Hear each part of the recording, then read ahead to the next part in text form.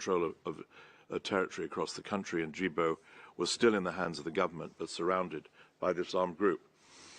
And Djibo had the awful privilege of 300,000 internally displaced people coming to that town of 90,000, hugely outnumbering local people, in a situation where no supplies could get in, and no food had arrived in this town when I visited it for a good 6 or 7 weeks. The most recent convoy had been attacked and burned out on the road into Djibo.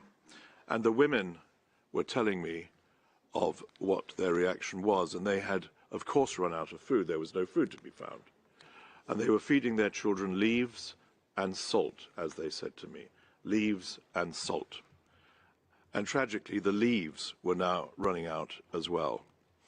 And these women had to go across the line of conflict by night to find leaves in places where there may still exist. And they did so with that courage that we know so well and that persistence that we see so clearly everywhere that we have the privilege of working. They risked their lives each time they did it, and many lost their lives in the process. And I want to add one really poignant moment from that visit. Was I was meeting then the people from the local community, the 90,000 who were hosting and providing their all to their unexpected visitors. And there was a young man, probably about 18 or 19. He was there representing youth, in fact, in this small meeting. And he could hardly speak. He suddenly broke down in telling us about the situation. And as he was doing so, it was because, as he said, I want to speak of the extraordinary situation of my friends who have no food, who spend the day hoping and looking for food. And he stopped speaking. He couldn't speak anymore. And again, these are the people who are the first responders to need and displacement, and are proud people of that extraordinary continent. A continent in that Sahel region, hard hit by the climate crisis. The Sahel is heating up at 1.5 times the pace of the global average. And they have to, these people endure the conflict, the drought, and floods. And that has wiped out the incomes of millions in that wonderful country.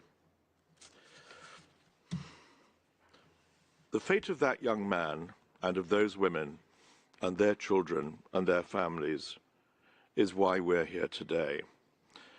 The Global Humanitarian Overview, the GHO, is our annual humanitarian appeal that goes some way to showing people living on the sharpest edge of suffering to ensure that we will stand by them in a year to come of solidarity and do our part to help. The message of this year's GHO, as we know, is stark. This time last year, 274 million people needed humanitarian assistance. That was, we were in this room, that was already a 17% increase from the previous year. And for 2023, that number has gone up again, bringing the number of people in need across the globe to 339 million, and a figure which is almost unreadable. That's larger than the population of the United States. It means 1 in every 23 people on the planet need emergency assistance to survive. And behind these figures lie some very disturbing trends. Hunger levels have grown year on year for the past 4 years, for many reasons we constantly debate. Next year, 222 million people, a fairly exact figure, will not know when or even if they will eat another meal. Nearly 1 million people will be at risk of starvation, the final gateway of that process, due to catastrophic levels of hunger in Afghanistan, Ethiopia, Haiti, Somalia, South Sudan, and Yemen. The number of people displaced continues its steady rise, reaching in 2023, we expect 103 million, a new record. Global public health trends are rocky, with a rise in mortality from pandemics and epidemics like cholera and COVID-19. Infant vaccine coverage has experienced its biggest drop in 30 years, which could prove disastrous to future generations. And in a discussion I had with the leaders of Médecins Sans Frontières 2 days ago, they spoke of the extraordinary spread of cholera. Just pick one terrible scourge, the scourge, of course, that visits children first, the spread of cholera to 30 countries, an increase of about a half on the average. And this was largely, as they say, as a result of the pandemic, which focused medical and health efforts on one disease and let another through. The pandemic itself also swerved us off track to end extreme poverty. We were on track, we thought, to end extreme poverty by 2030. We haven't yet recovered from that swerve. And these trends also mean that gender parity, as I'm sure we will hear from Natalia, is also going off the rails, as women and children are hardest hit by poverty and hunger, hardest hit by the sort of suffering that I was just describing, and we estimate that it will now take 4 generations to achieve global gender parity, which is a vicious prospect for women and girls across the world. We're familiar with the principal drivers of these trends: conflict, instability and violence that grind on for years without any let-up, such as in Syria or Yemen, where I have worked, and fresh conflicts. This year, the world reeled as war was waged in Ukraine, causing the deaths of tens of thousands of people, wiping out electricity and water supplies, destroying hospitals, schools, and homes, and triggering one of the world's worst displacement crises since the Second World War. Second, the conflict emergency, which is claiming the lives of the most vulnerable, which is encouraging cries for climate justice, and which is claiming the lives of the most vulnerable, outpacing the effort of the world's leaders and investors and donors and funders to stem it. It is indeed a painful injustice that the countries that have contributed the least to this crisis are among the most at risk. The Horn of Africa, for example, is enduring a 5th successive failed rainy season. Record flooding, as we've all seen, has submerged entire villages and harvests in Nigeria and Pakistan, of course. These facts alone should be enough to spur us into action, but sadly we're not there yet. Third, the world still experiences the pandemic's effects, which caused economic instability, disrupted markets, disrupted supply chains, increased poverty. So it's hardly a surprise that the issue that we're here today to look at, the humanitarian response system, is being tested to its limits. I, like I'm sure all others here, and I'm sure all others here, still retain hope, because the higher the pressure, the more determined I think we all are to step up the challenge and to do that in solidarity to those people in Djibo who are simply an example of something we see across the globe. This GHO is the most comprehensive assessment of global humanitarian needs. It's not the only one. It's based on rigorous analysis that puts people in need at the center of its planning. It's also an appeal to donors, here present of course, to support the response to hunger, disease, gender-based violence and economic collapse in crises worldwide. This year we received $24 billion in funding. That's 47% of our goal for this year. And though it fell far short of what was needed, the $40-odd billion that we began the year with, of 2022, humanitarian agencies, many here present, used this funding to reach over 145 million people, near to 80% of our target at some time, with some assistance. And with this aid, I believe we can claim that we provided increasing value for money. One example of this is that while the number of people in need has more than doubled in 5 years, funding requirement more than doubled in 5 years, the numbers of people in need, the funding asked to meet those needs has gone up only by 1.5 times. With the funding we received in 2022, We provided food assistance to 157 million people, aid and protection to displaced people in 46 countries, emergency health care to more than 40 million people in the first half of the year. In Afghanistan, one of the worst places in the world in this sense, humanitarians scaled up to reach more than 27 million people with some kind of assistance, challenging the record of Yemen for the highest number of people in the population needing humanitarian assistance. In the Horn, we reached millions with nutrition treatment and other support. And in Ukraine, we together implemented the largest humanitarian cash assistance program in history. By this year's end, we will, thanks to your generosity, have transferred $1.7 billion to more than 6 million people, an extraordinary effort built up from almost zero, as we know, in that country. As conflict continued to wield suffering, for example, in the Democratic Republic of the Congo, country I grew up in, humanitarians provided food, shelter, medicine, and other essentials to 5 million people. And in Yemen, as the impact of the conflict continued to destroy lives, agencies assisted an average of 10.6 million people, thanks to your generosity and others, each month. Pooled funds, as many of you provide investment and support to them, played an important role, a crucial lifeline, because they can deliver money quickly and they can deliver it to the front lines. And they provided $1.7 billion for their programming priorities. I think we also try to make progress in our policies, in our approach. By acting early, ahead of crisis, through anticipatory action, and I thank Germany for their leadership in this particular issue, we made resources more efficient in dozens of countries, including Ethiopia, Nepal, Somalia, South Sudan, Bangladesh, and we need to roll it out to others in the year to come.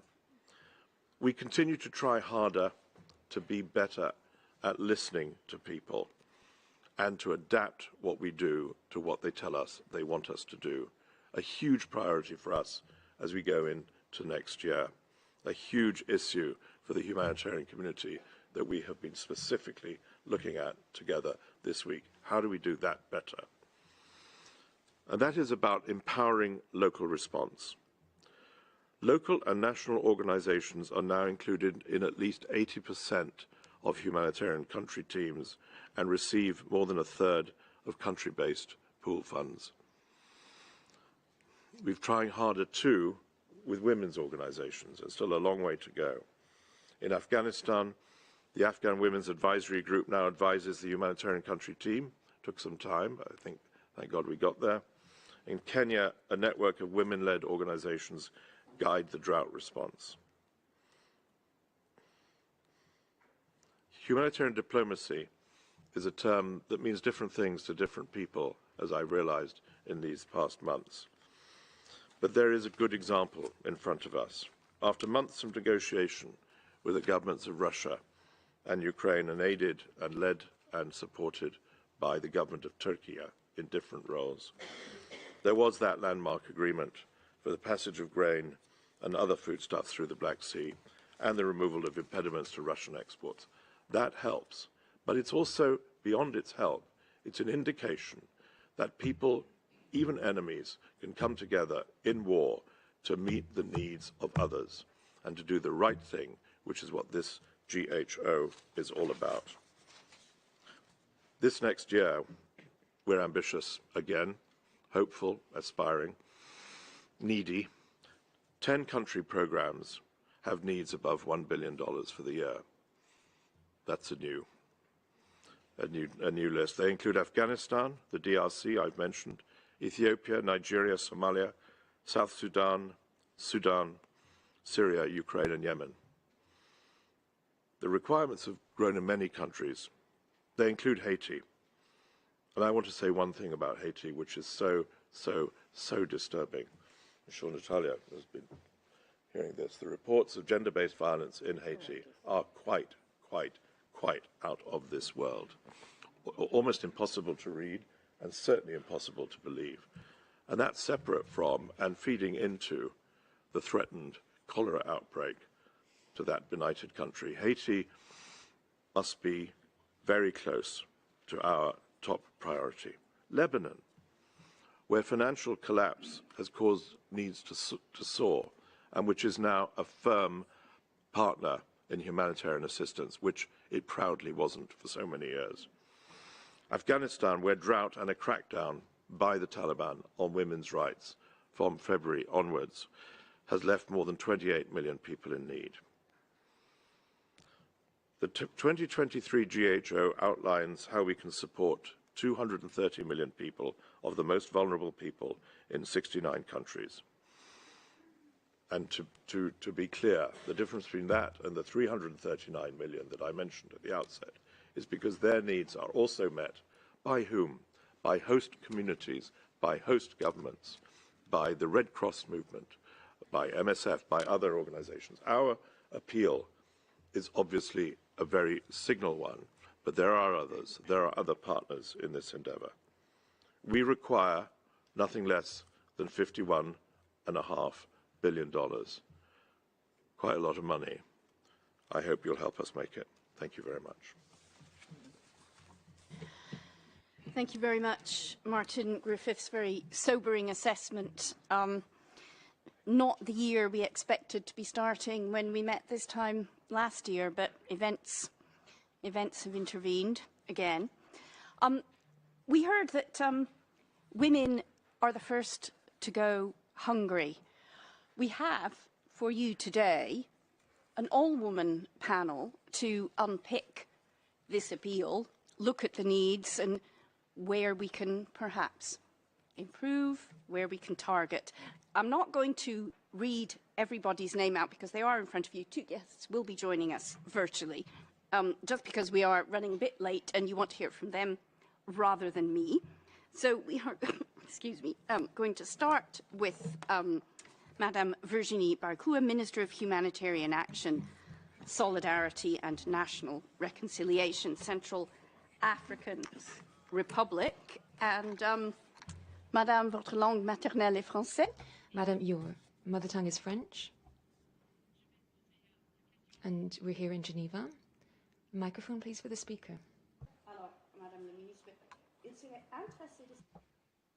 Microphone for the distinguished speaker, please.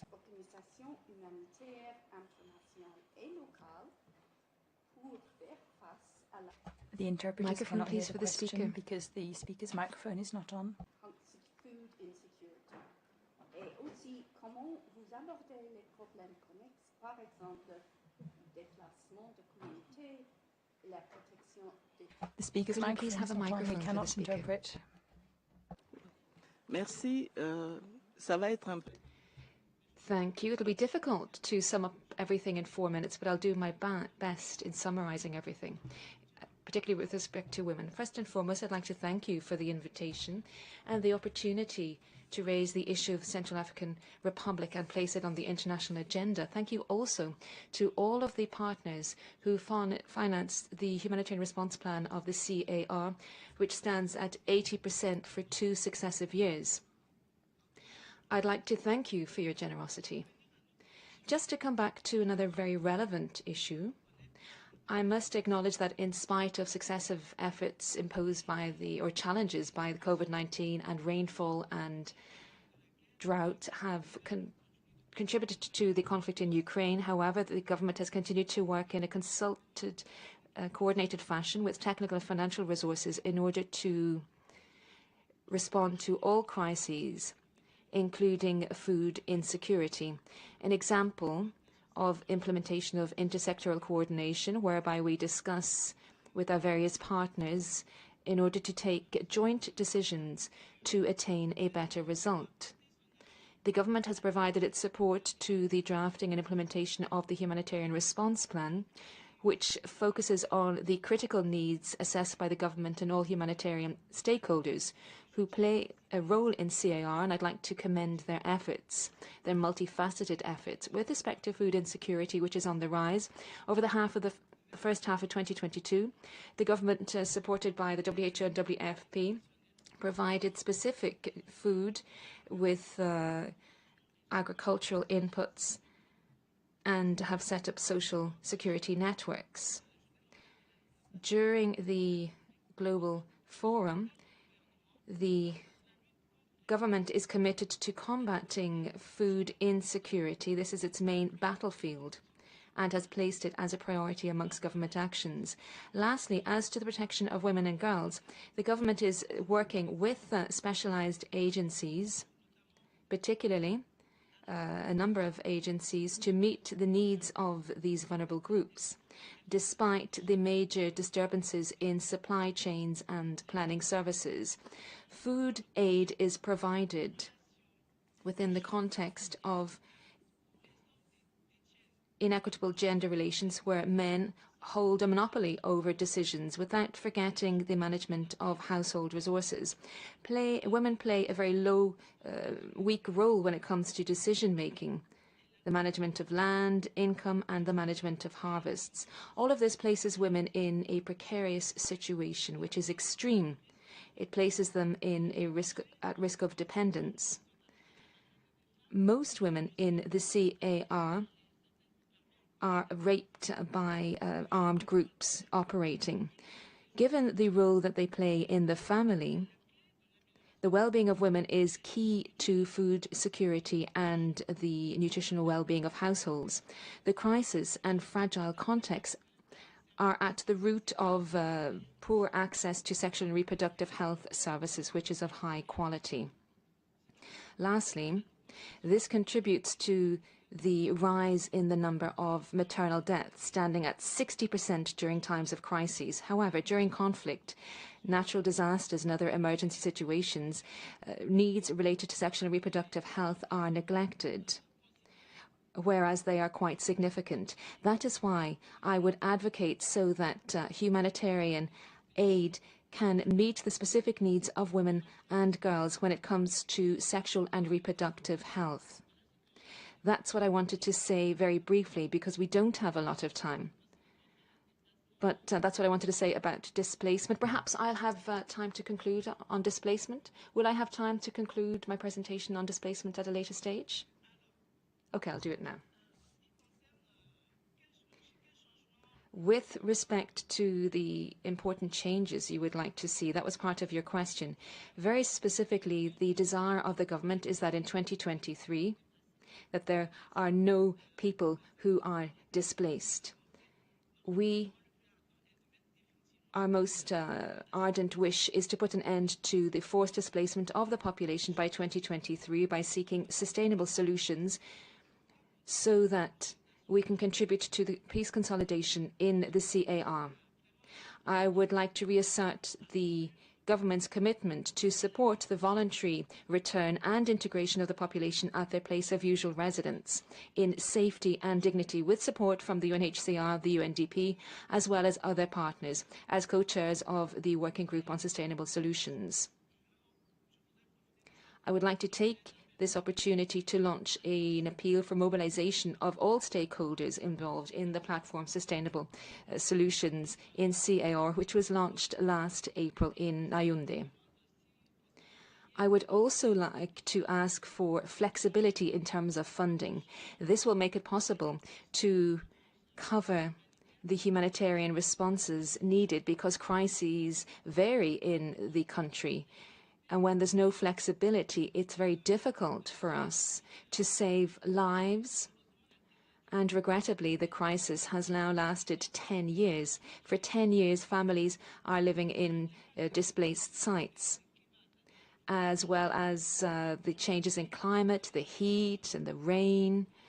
This has affected these people. It makes things very difficult for them. It will be very difficult for children to grow up in those situations. That is why I would like to take this opportunity from this rostrum to launch an appeal to you, partners in a room who've been with us from the outset. We recognise true friends in times of need. You've been here, and I hope you will continue to be with us in the coming days and months to continue to save lives and to give opportunities to these people who are there in that situation. They haven't asked for this, but they want to move towards development. I'd like to thank you, and I'd like to thank you for your questions. Thank you very much. Merci beaucoup, Minister. Thank you very much indeed, Minister Baikoa. We're going to go to one of our virtual guests now. This is Ms. Mimidou Achakpa. She is of the Feminist Humanitarian Network National Coordinator of the Women in Humanitarian Response in Nigeria Initiative Network. I hope she's there. Yes, I'm here. Ah, good. Excellent. Hello, hello. Good to see you.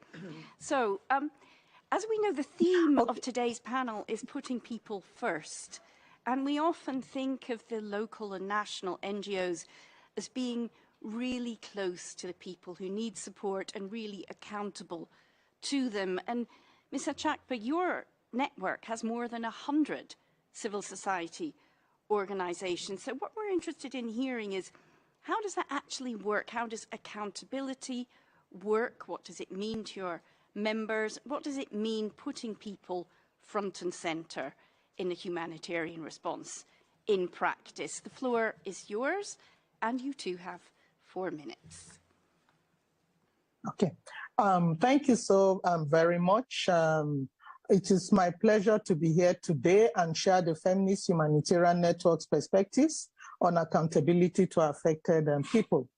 For us as a global feminist humanitarian network, defining accountability to affected people starts by always bearing in mind that people behind the P of behind the P of people, there are individual women, girls, men, boys, people of different ages, background, different gender identities, and characteristics.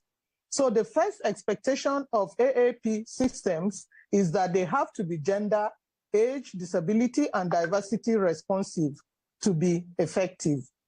Accountability to affected people means recognizing and supporting these different people's own response efforts and their critical frontline humanitarian action and leadership. Yet, crisis-affected people's efforts, especially when led by women, continue to be ignored by the wider humanitarian system. Whether they belong to the Women in Humanitarian Response in Nigeria Initiative Network, which I coordinate, or the Feminist Humanitarian Network across the Global South, our members share the same challenges. Procedures to accessing funding are heavy and bureaucratic. Projects are short-term and funding does not cover our costs, making it impossible to retain staff and develop our systems to grow. We face language barriers, struggle with dependence on digital tools in remote areas with limited connectivity, to name just but a few.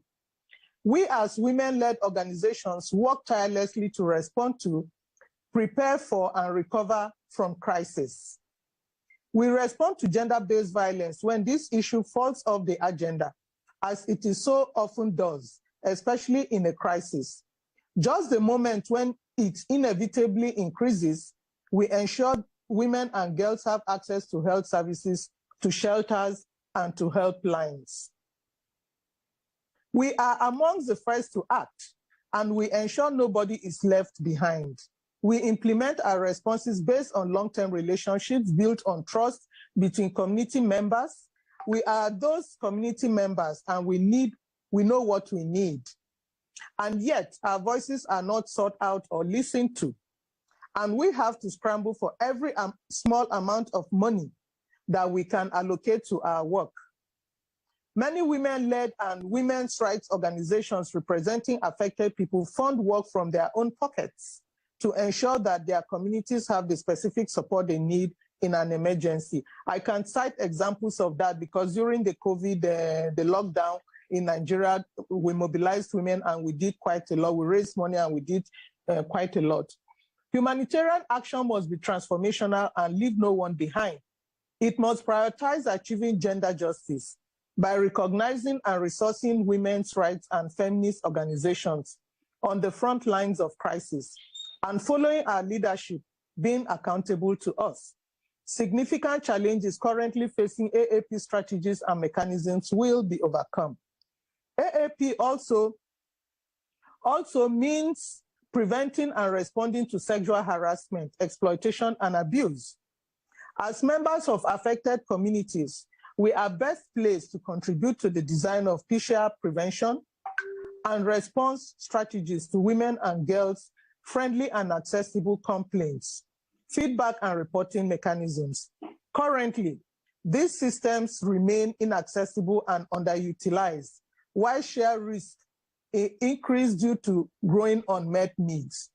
More resources are critically required to ensure that those who are affected by crisis have the power and the agency to respond to this crisis on our terms. I cannot say it enough. Being accountable to affected communities means hearing our voices, following our leadership, and resourcing our work. It is critical. Right now, to achieve food security in the face of crisis in Nigeria, we are calling on humanitarian actors that hold power in the system to mainstream community and human-centered approaches, leverage local expertise, including existing Nigerian humanitarian and development networks, and ensure indigenous knowledge systems are integral to building community and systemic resilience.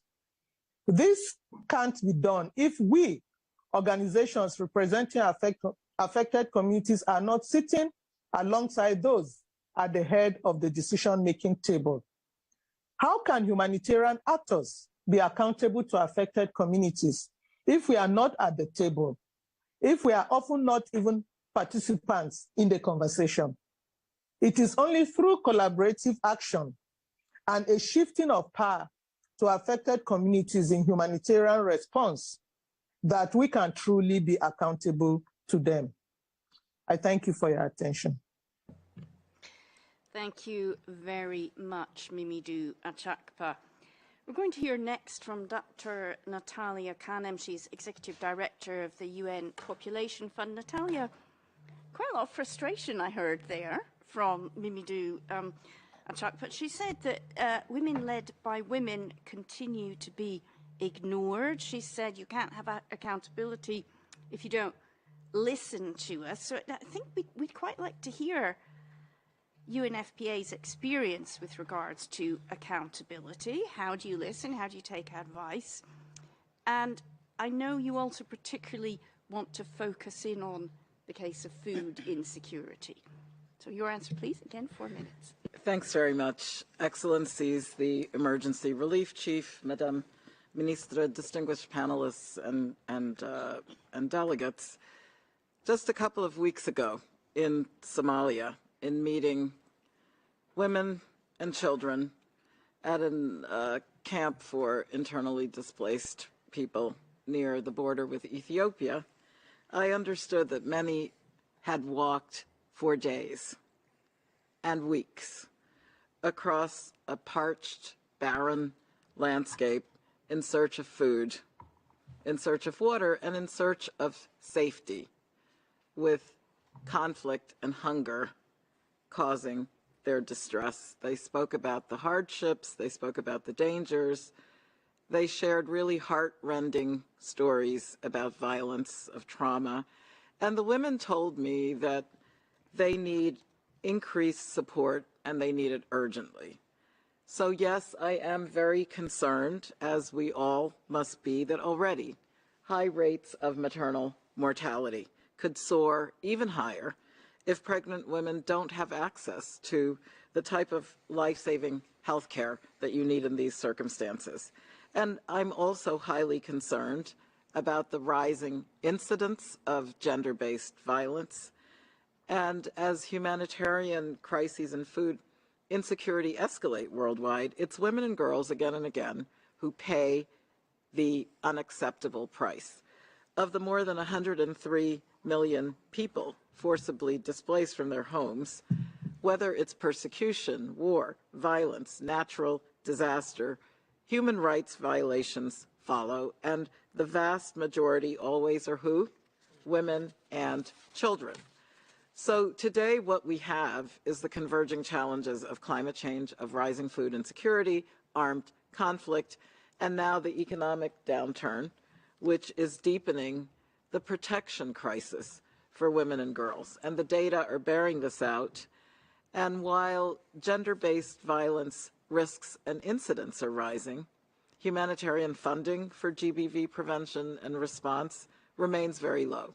It totals about just 12% of what's required for action on the ground, the type of action that we've heard eloquently from Madame la Ministre and from the Nigerian network. So I would say that we do need to ensure that sexual and reproductive health services and protection from gender-based violence become integral to every humanitarian response, and we've had big support from our chief on that. These services are not luxuries. What they do spells the difference between life and death for women and girls, and for pregnant women, for breastfeeding women, some of whom are actually adolescent girls. Food insecurity risks are higher, and during pregnancy, if you have a poor diet, if you're lacking in key nutrients, this leads to anemia, to preeclampsia, blood pressure issues, hemorrhage, and yes, maternal death. Now, malnutrition is also linked to stillbirth, to low birth weight, to wasting and developmental delays in children. So the urgency I'm underlining. This year alone, UNFPA already has provided life-saving assistance to more than 30 million women, girls, and young people.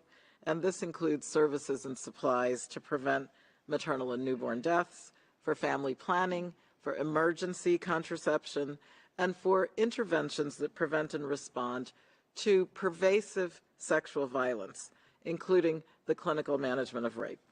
And next year, as part of this global humanitarian appeal, UNFPA is requesting $1.2 billion to provide life-saving services and protection to up to 66 million women, girls, and young people, and that's in 65 countries.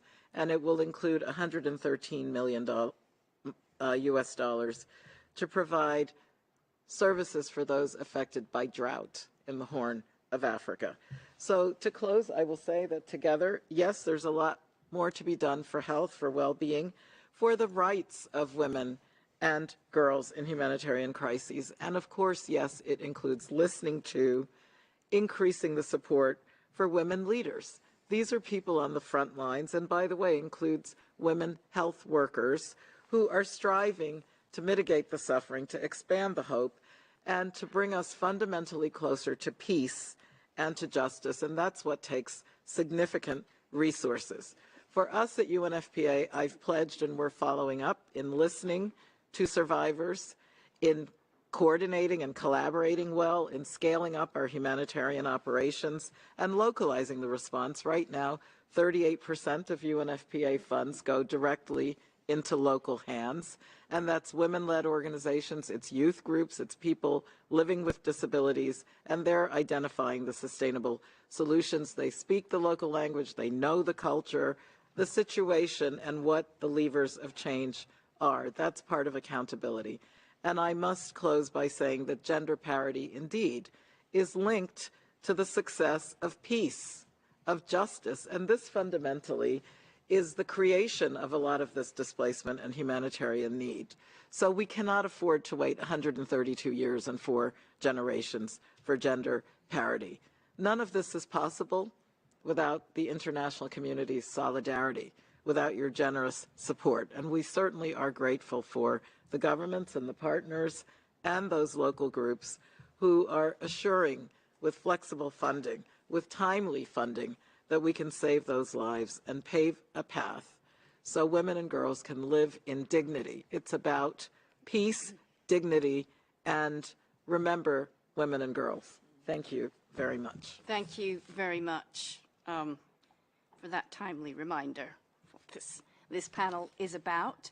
We have another virtual panelist now. It's Ms. Diana Janse. She is Sweden's State Secretary for International Development Cooperation. So bringing perhaps in a way the donor into the conversation here.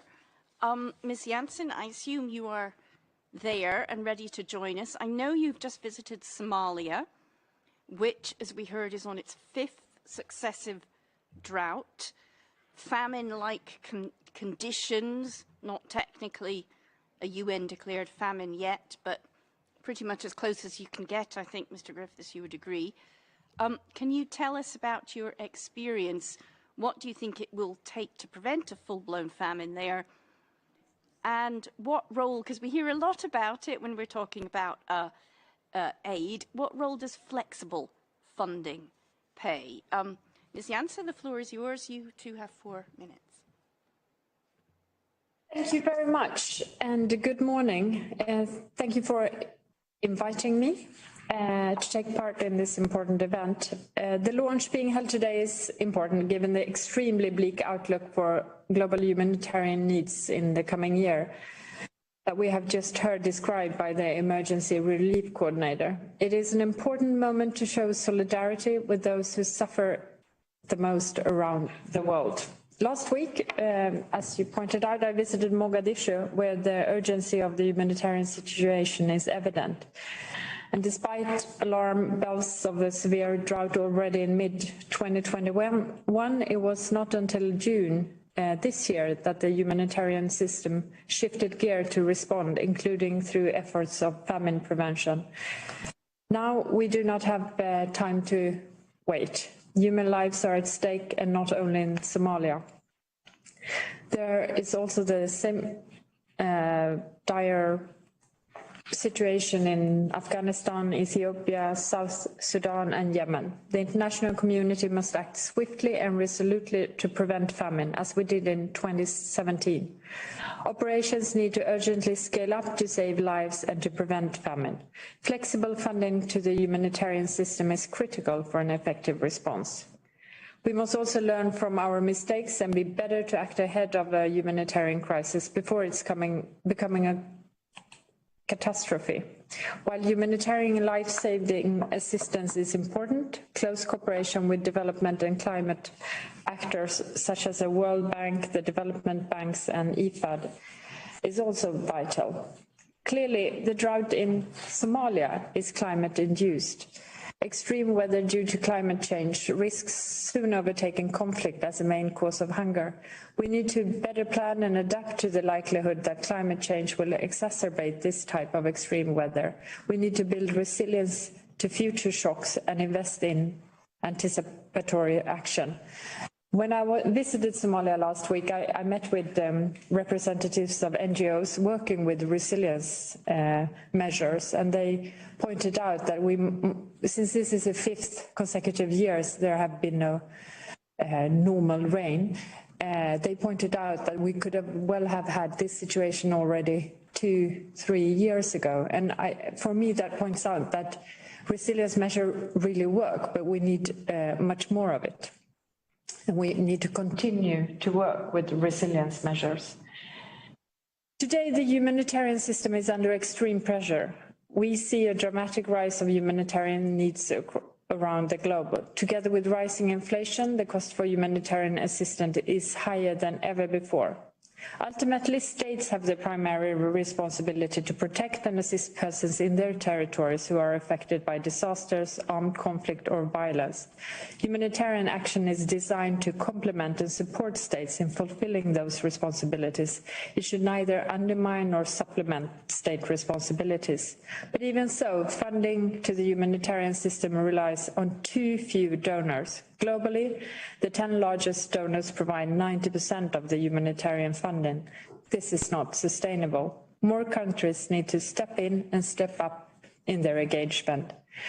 Sweden is, as you might know, among the top humanitarian donors. Together with the European Commission, we will host the European Humanitarian Forum next March, and we look forward to discussing the main strategic challenges facing the humanitarian system today. The humanitarian system makes a difference in the lives of the most vulnerable people every day. It provides assistance to the people that are suffering the most, and it saves lives in some of the worst places across the globe.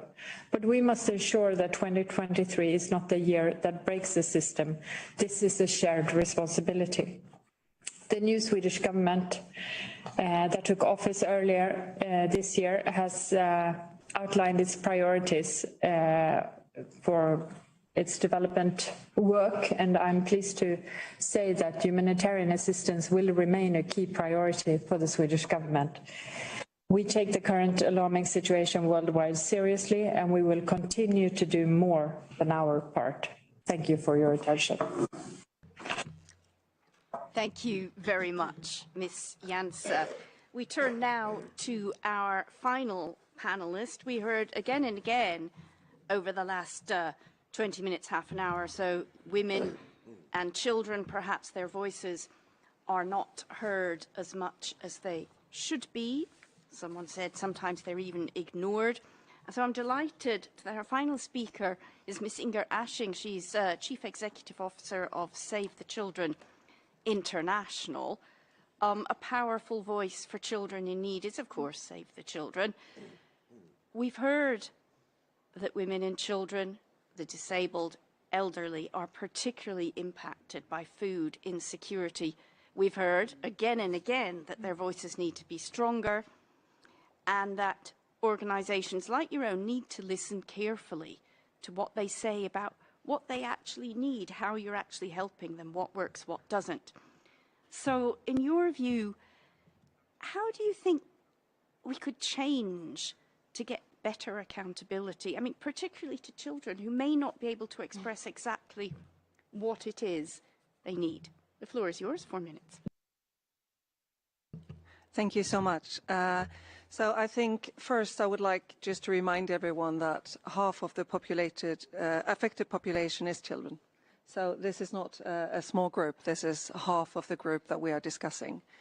And of course, we need to pay much more attention to what children and the communities think, what they need, what they want. And as Save the Children, we have over the past 2 years, we have actually consulted over 54,000 children globally to talk to them about what their needs are, what their experiences are.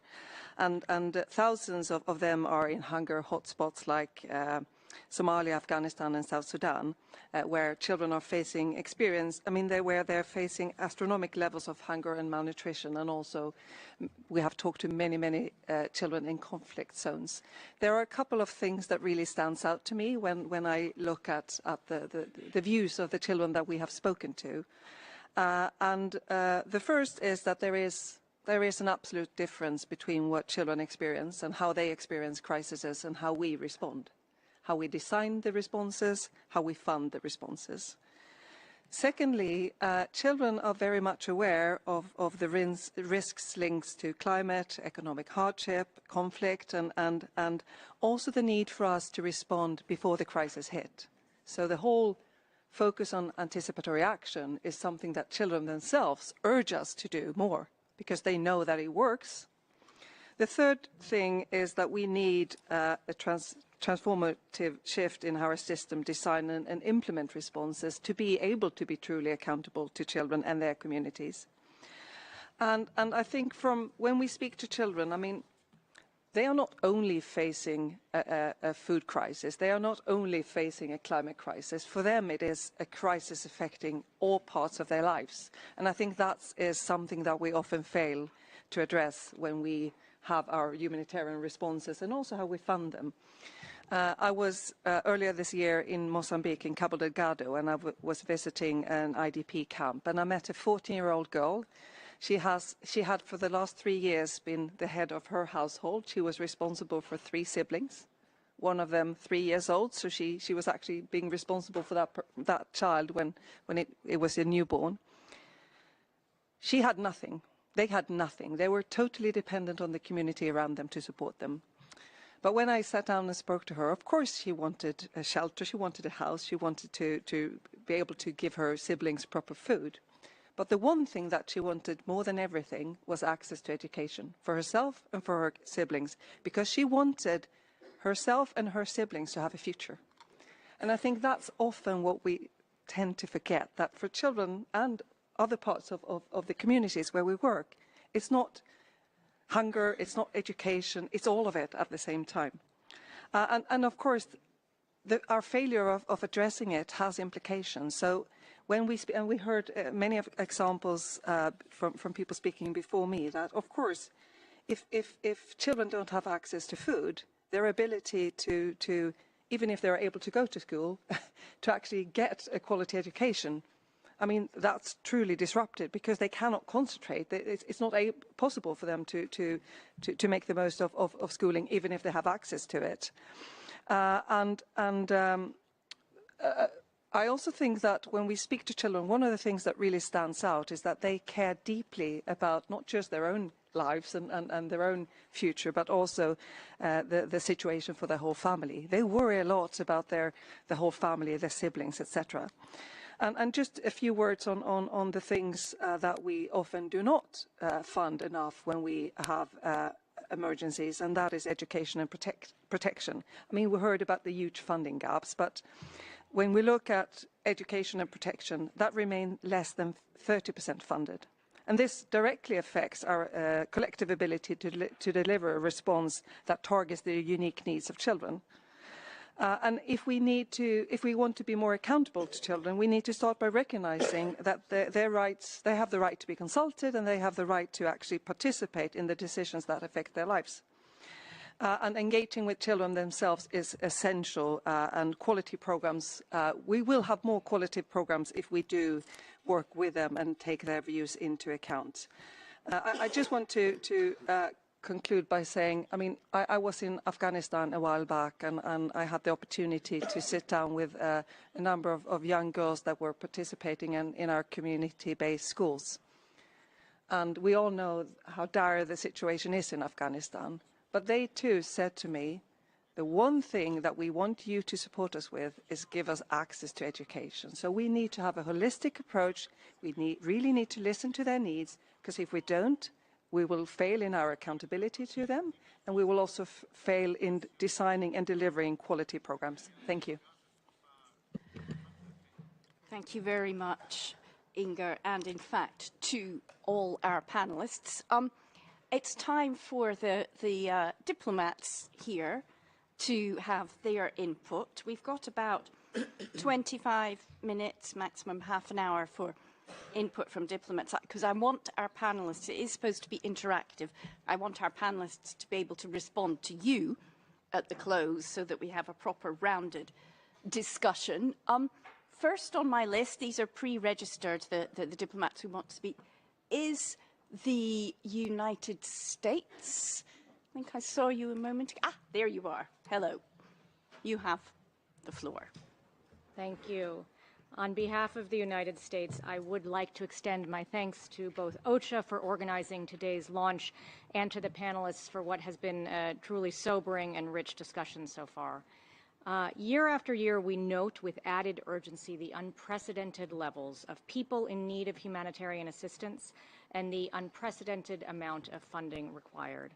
And this year, indeed, as need tops a staggering $50 billion, this has never been more true. But nor has the call to empower and shift decision-making to those in need and those on the front lines and best positioned to help them been more urgent or overdue. Against this backdrop, of course, we have to recognize that the environment in which humanitarians work is increasingly dangerous and fraught with roadblocks to gain access to populations in need.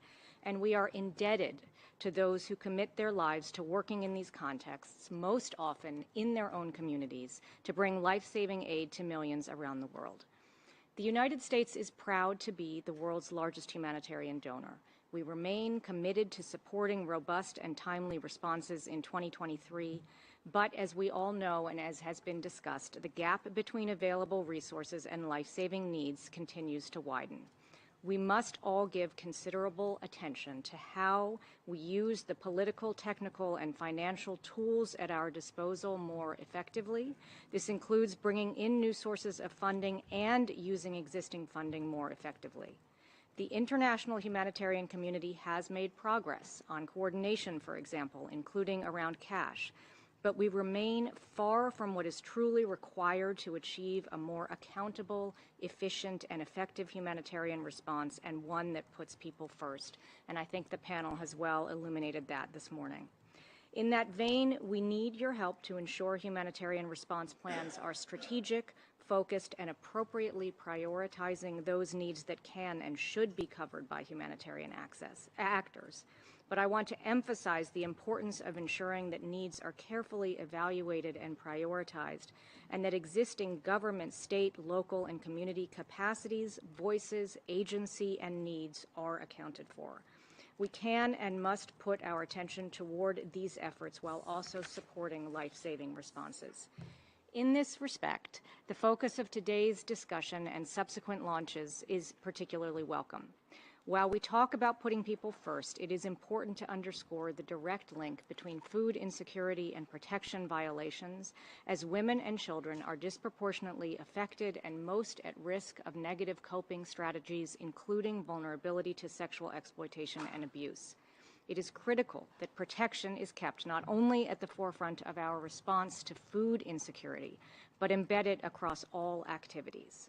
We look forward to supporting OCHA and many others in those critical lines of efforts in 2023 and beyond, and I thank you. Thank you very much, United States. Just a gentle reminder, keep diplomats, your input really within 2 minutes, a minute and a half, preferable. Turkey, you're next.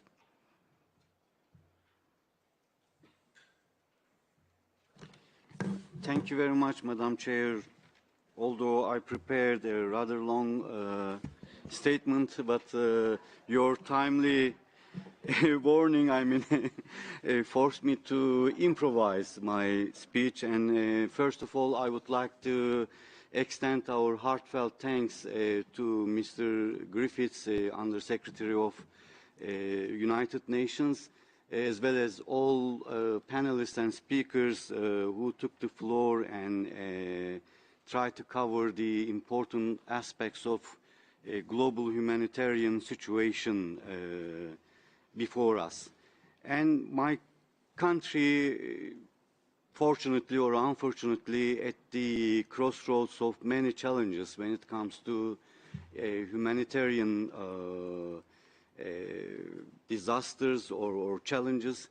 And traditionally, Turkey has been a perfect humanitarian power, I should say, throughout history.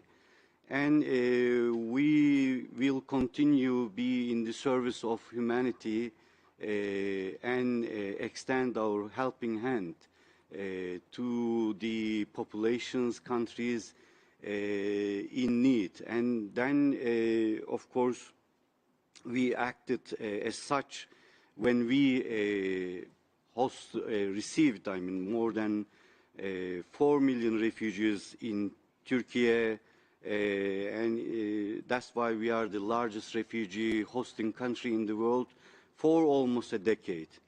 And on top of that, we are trying to help civilians in the opposition-held territories of Syria. And I would like to remind that, these cross-border operations should be endorsed by the UN Security Council in January, and all the humanitarian leaders, as they have done in the past, make a very strong call to all the relevant countries or the members of the UN Security Council to extend this resolution, because this 5 million people will be in desperate position, and it will further incentivize the irregular migration towards Europe, first to Turkey, then to Europe. So, and of course, we appreciate the our collaboration with UN when it comes to grain deal, and we will continue to do our utmost to keep this lifeline, to the world, because year 2022 was an I don't want to call it terrible year, but extremely difficult year.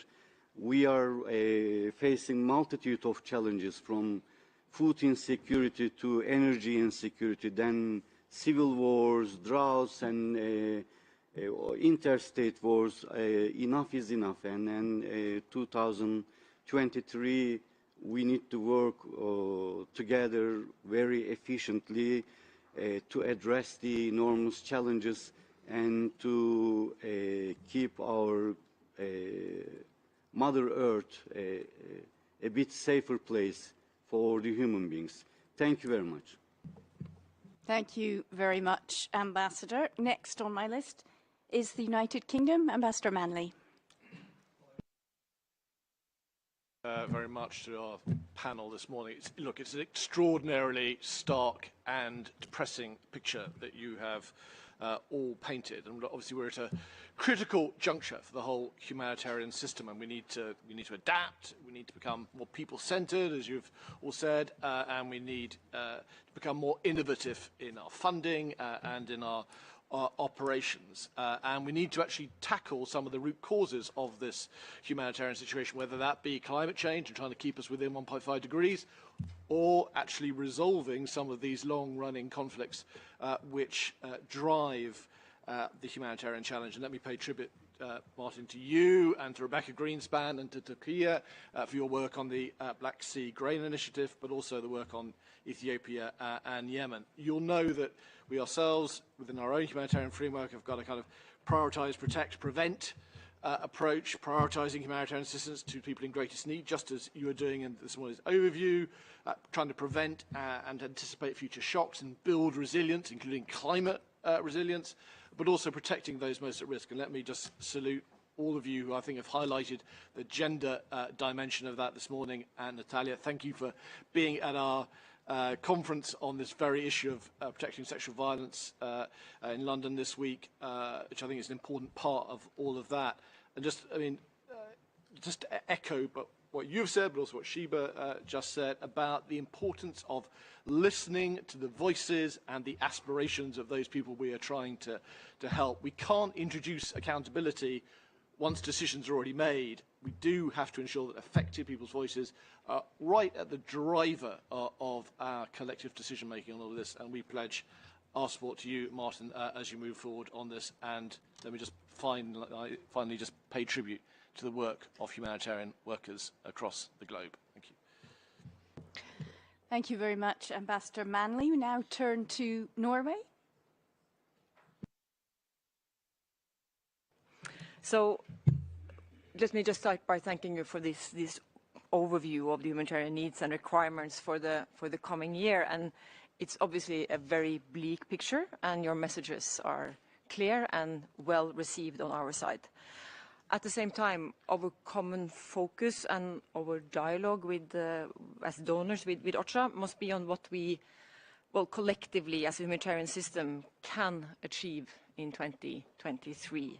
So together with affected states whenever that is possible. We need a clear understanding of how funding translates into results, including unearmarked funding. And this must be communicated at country level and at global level to secure the continued domestic political support for high levels of humanitarian assistance and development aid.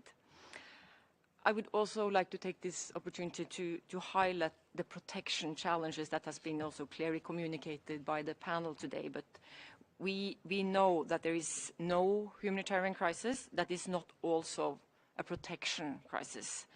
So we welcome the fact that protection is a priority and that the centrality of protection in humanitarian response will be reflected in OCHA's new strategy. The ISSC Protection Policy Review, which was launched in Geneva 2 days ago, has some very clear recommendations.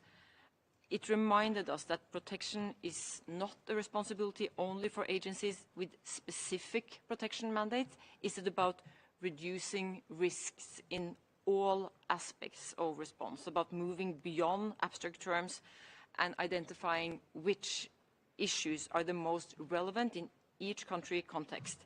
It's about engaging local communities to discuss what can be done to make a difference. And it is about leadership. So we expect that all negotiations on humanitarian access, that systematically includes protection messages. let me end by assuring the Secretary General Martin of Norway's continued strong partnership and support. And thank you for a wonderful panel. Thank you. Thank you very much. Spain, your turn. Not here? Okay. Then we go to the European Union. I know you represent 27 countries, but doesn't mean you get 27 minutes. Sorry. Thank you. No, don't worry, I'll be shorter. But thank you, Ocha. Thanks, dear panelists, for your very sobering statements. Indeed, I have the honor to speak on behalf of the EU and its member states. And as emergencies grow in frequency and scale, the call on the international community for solidarity and collective action to save lives and alleviate human suffering resonates stronger than ever. The explosion of humanitarian needs, as exemplified by the 2023 Global Humanitarian Overview presented today, is unprecedented in scale, severity, and suddenness. Humanitarian needs in existing crises, already at an all-time high, are massively exacerbated by the food crisis. Global hunger has been on the rise since 2016, but the Russian war of aggression against Ukraine has further deteriorated global food security in 2022. The war has had its ripple effects on the global economy, most notably on the international prices of food, energy and fertilizers, as well as on supply chains. In addressing these challenges, the EU and its member states are committed to do our part. In 2022, the EU's humanitarian budget was of 2.6 billion euros, the highest ever. The EU and its member states have collectively made available $7.96 billion for humanitarian aid in 2020 as Team Europe. We are also responding to the current food crisis in a Team Europe approach, addressing both emergency and longer-term needs. The level of EU humanitarian funding for food assistance has been considerably upscaled, reaching 915 million euros so far in 2022. The Team Europe Global Food Security Response, adopted earlier this year, is backed by a substantial financial commitment of around 8 billion euros for the period 2021-2024. In delivering on our commitments, the EU humanitarian action will continue to be guided by the principles of humanity, impartiality, neutrality and independence.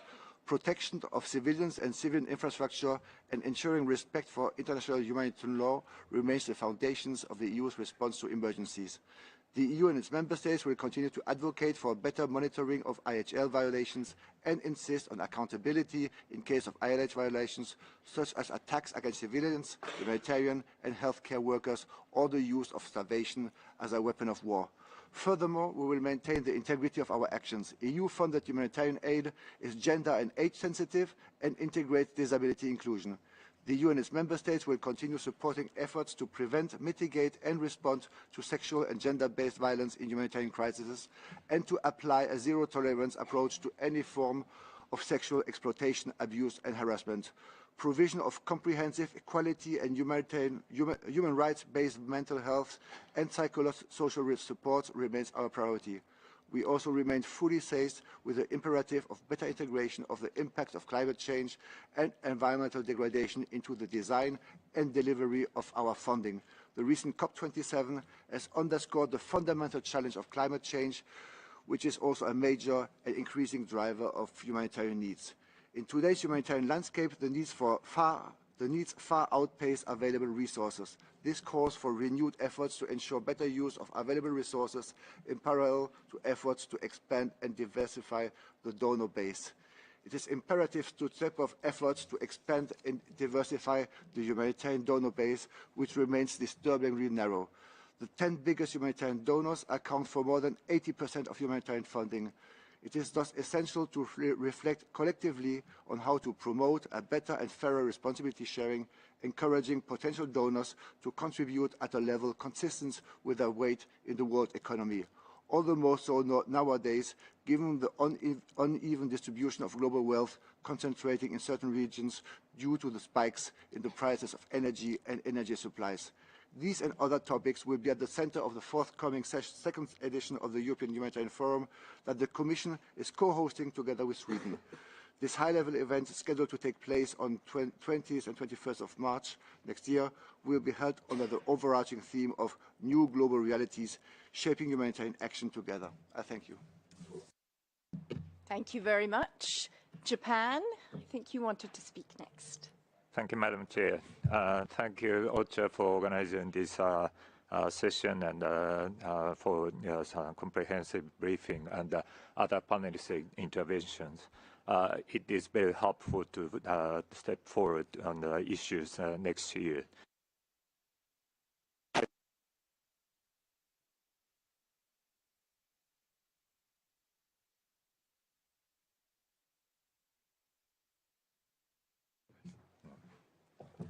Okay.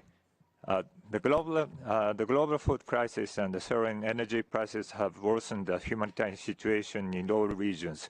It is important to ensure that the people who suffer seriously under vulnerable situations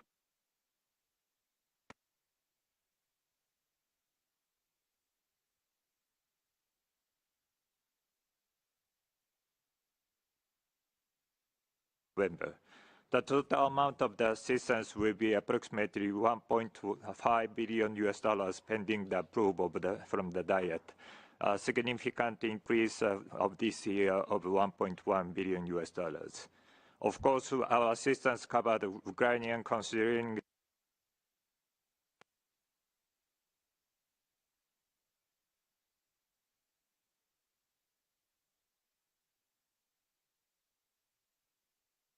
the situation remains very difficult, and it's important to expand the donors base as well as to seek the cooperation with the international financial institution and the Climate Change Fund, as other ambassador indicated.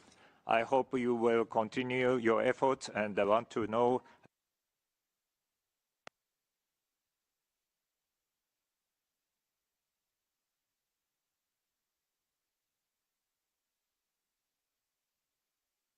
is interesting because we have tried to promote the agenda of Nexus.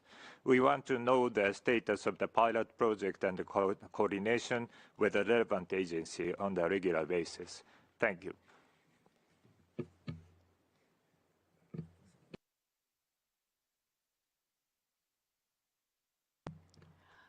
Thank you very much. Next on our list, sorry about that, slightly distracted, is Germany. Thank you. The message of today's launch, unfortunately, is about a grim and deplorable trend that has been continuing for the last years. We face rising needs into many humanitarian crises around the globe, and there is no end in sight. Let me underline three very short points. First, peace and conflict resolution are indeed essential factors for ensuring that humanitarian crises can end or even do not start in the first place. Armed conflict is just one of many reasons for skyrocketing numbers of people in need, many of them women and children. And let me add, the brutal Russian war of aggression on Ukraine is one particularly striking example. The effects of this war alone on food prices are a threat to food security globally. On top of conflict, the disastrous consequences of climate change and extreme weather drive humanitarian needs and will probably increase further in the coming years. We have little reason to hope that we can shrink the humanitarian financing gap anytime soon, not even if large donor countries, Germany among them, continue to increase their humanitarian spending each year. Germany is convinced that we have a strong moral obligation to step up our share of assistance the way we have done over the past years, and we call on others to do the same. Second point, for a more sustainable way forward, which truly commits to solving the multitude of crises that lay ahead, we need to improve the way development, peace, and humanitarian actors work together as part of this nexus. Thirdly, we need to jointly assess the current humanitarian architecture for necessary improvements. There are suitable platforms for discussing humanitarian reform in place, and that is why Germany is strongly engaged in the grand bargain. We need to ensure that accountability for affected population is not just an empty phrase. Thus, it is essential that we closely involve the people in need as recipients of assistance. Let me conclude by saying all of us, donors, international organizations, recipient countries, local and international NGOs, need to step up to holding ourselves accountable to the commitments we have made. Financial commitments, but especially the structural ones as well. Germany has taken on responsibility, and we will remain committed financially and politically. The global community and the humanitarian system need to act collectively, and we want to master the enormous challenges highlighted by the GHO. Thank you. Thank you very much. Next on our list is France. Just a gentle reminder, diplomats, to stay within your time, because I am determined that our panelists get to have the final word, and we're running a bit over time. France?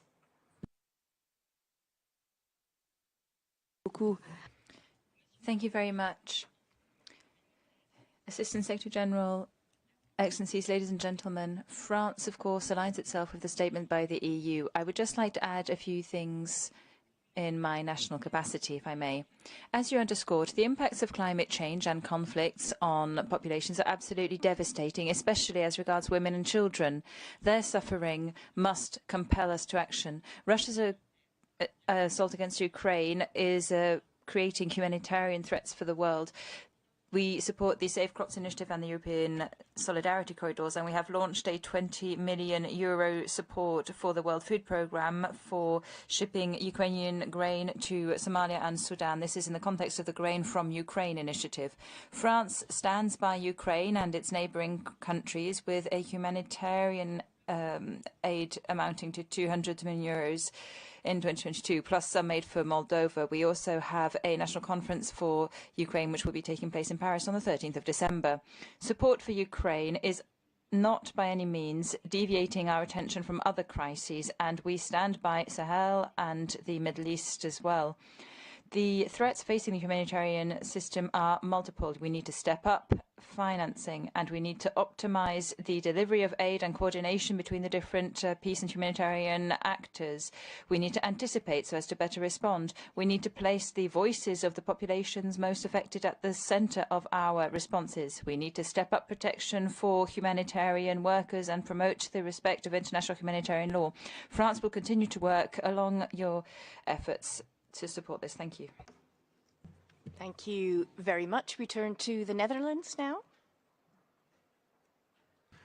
Yes, thank you very much, Mr. Griffith and dear panelists. Of course, the Netherlands fully aligns itself with the EU position. We must say that you've presented us a very gloomy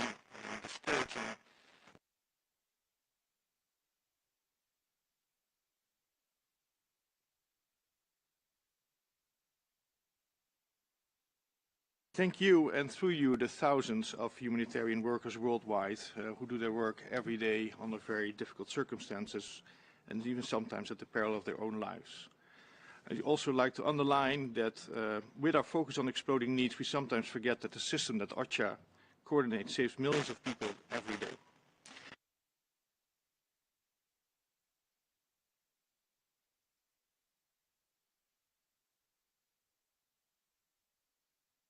2022. Our contribution will be mostly unearmarked funding, and just let me add the voice to the panelists and also some of the other speakers who are calling for unearmarked funding, because we believe that the humanitarian system and the involvement of local actors and voices is best placed to prioritize the most pressing needs.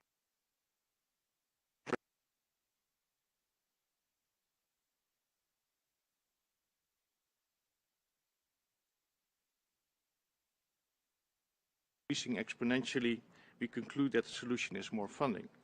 But we should not forget that most crises, as my German colleague has said, are man-made, increasingly as a result of climate change, but also, and most importantly, armed conflict is still the #1 driver of humanitarian needs.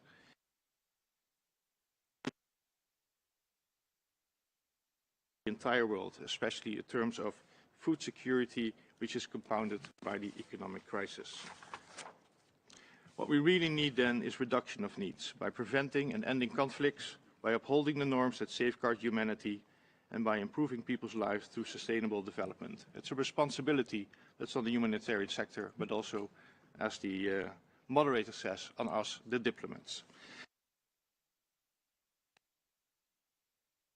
Promote local capacity and empowerment, especially of women and youth, and to focus on durable solutions and to deliver mental health. To support principled humanitarian action, adherence to and promotion of international humanitarian law, and to work for a more transparent, accountable and effective system that saves lives and reduces suffering in the short term. Thank you. Thank you very much. We turn now to our last two speakers, the Philippines first and then Switzerland.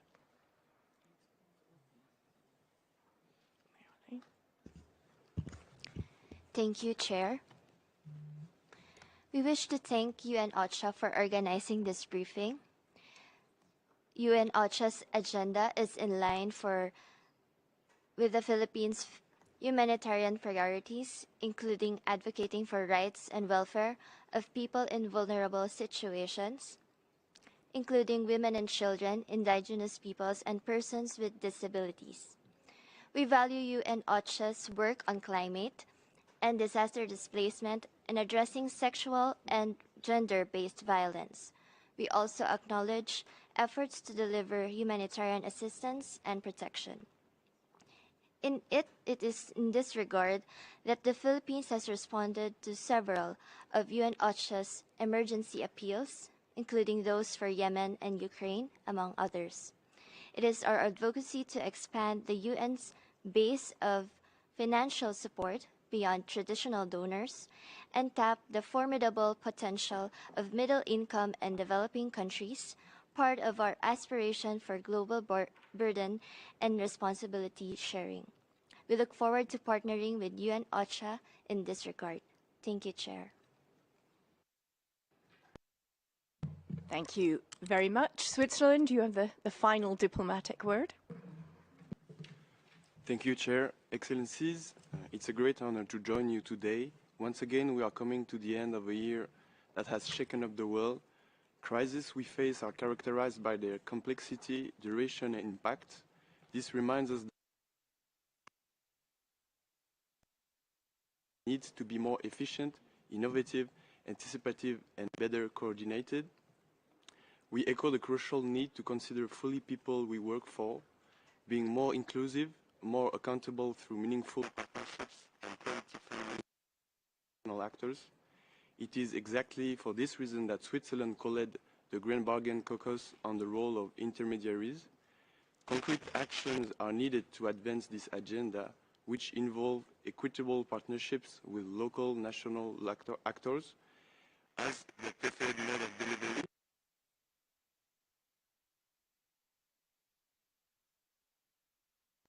We must now empower local and national actors to drive and deliver principled humanitarian responses in their communities.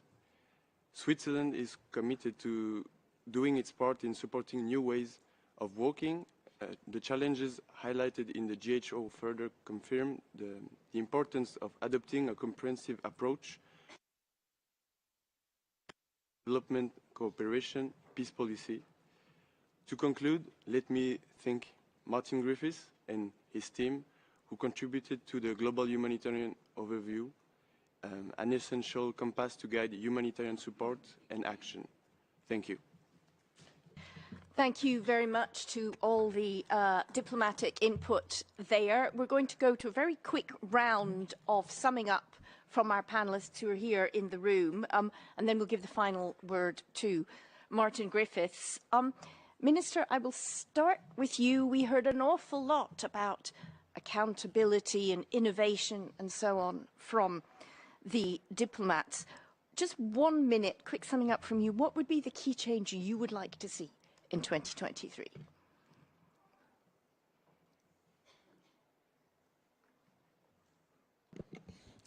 Merci.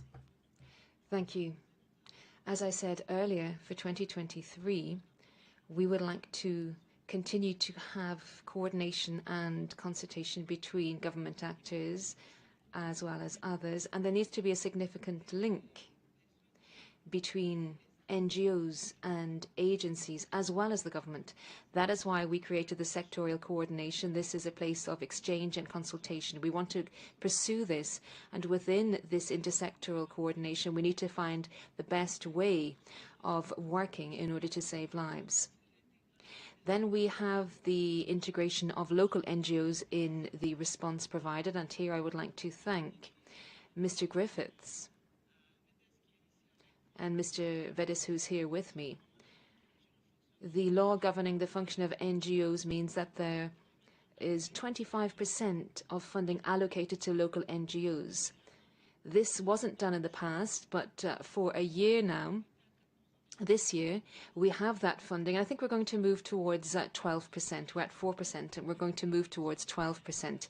This is also a way of ensuring that the funding provided by donors really reaches the population.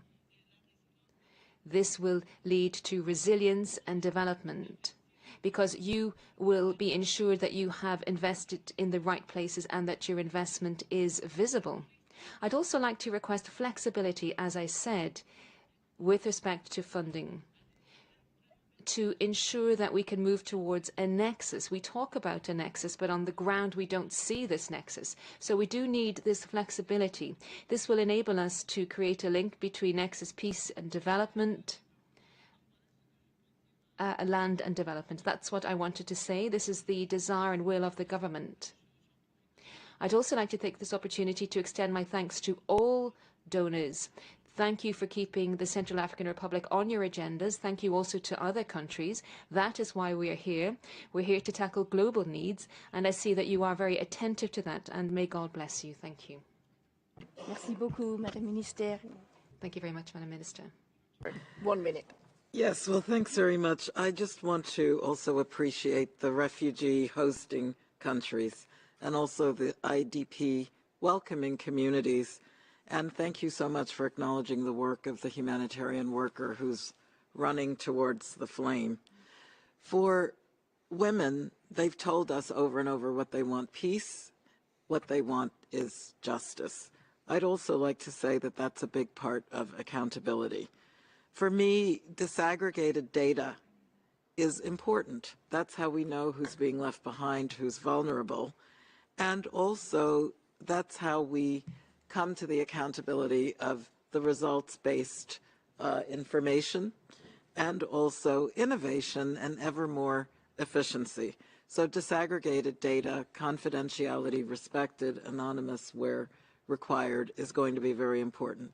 Next year, what I want to see is that the call for the shift to prevention, to preparation, to prediction becomes stronger.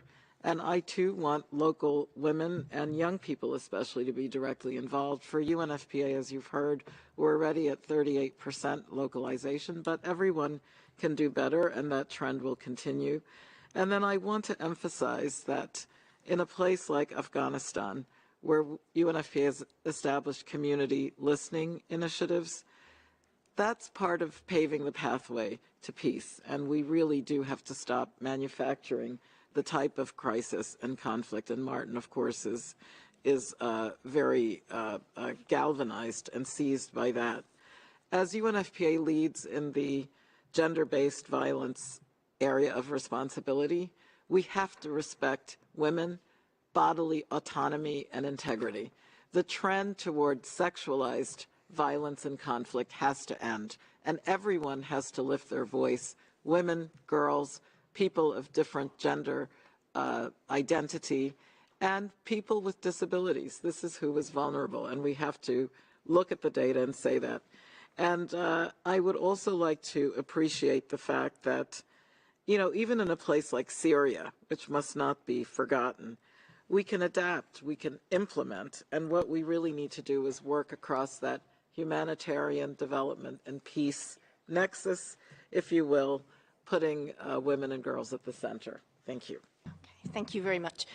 Inga, before I come to you, wonders of modern technology, we can actually hear from Mimidou Achakpa in Nigeria, and you're there, I think, Mimidu. Will you have 1 minute, your reaction, your summing up, your key wish for next year? Thank you very much once again.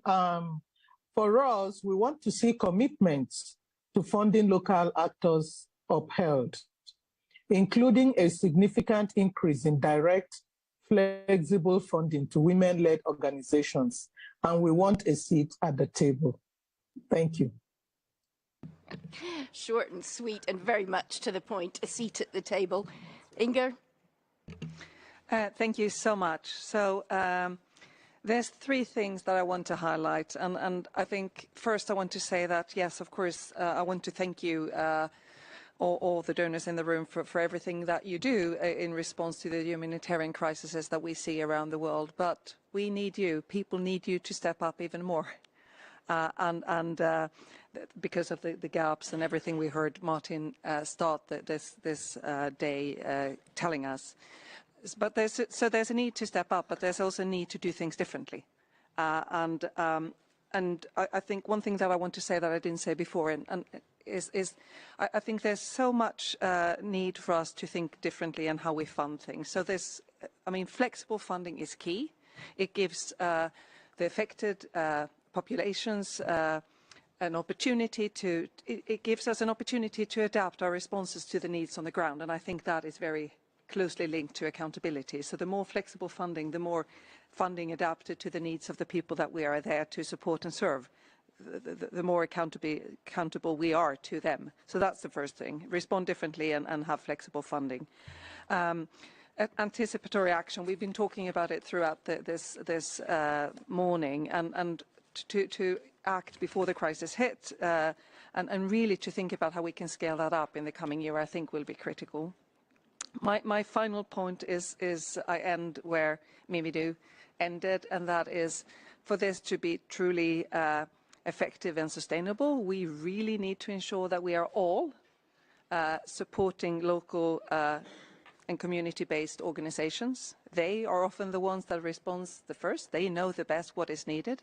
So I commit to, in my own organization, continue to partner with local and national organizations. We do that already, but I commit to do that even more. And we need all of you to commit to do the same. Thank you. Thank you very much. Before I give the final word to Martin Griffiths, I'd just like to thank all of the guests, all of the input, especially all of our panelists. For me, it was a pleasure to be here. I really learned a lot. Next year is going to be a very challenging year. We hope, as Martin has said already, it's one of solidarity. You can feel some of that here in the room, which is at least a good start. Martin Griffiths, final words to you. Thanks a lot, Imogen. Thanks for doing this. Thanks to everyone. Thanks particularly, obviously, to the panel. And thank you, as many have said, and as Daniel just said, to the humanitarian workers that we're here to honour today. Accountability, I think three things, Imogen, and then I'll stop. Number one, this is not in order of priority. Number one, accountability for climate promises to those impacted by climate damage. Let's get that money out of the door to the people who need it. Quickly, accountability, tangibly and publicly. Number two, accountability to gender priorities, youth priorities. We've heard a lot. Let's make the issue of protection and the empowerment of those groups a chasse gardée, a preserve within our efforts to raise money and finance and promote those activities. And number three, finally, and you will have heard it from all of us, including from many diplomats, and it's hugely, hugely welcome, empowerment, accountability to communities. Let's make the conversation with those communities a real one, not assume a satisfaction survey, a genuine discussion to allow them to take control of our lives. Let us try the best we can to get them in that driving seat. Let's make 2023 a year when we've flipped that relationship to where it needs to be, to where they tell us what they need, how they need it, and allow us to serve them better. Thank you very much. Thank you all. Thank you. Thank you.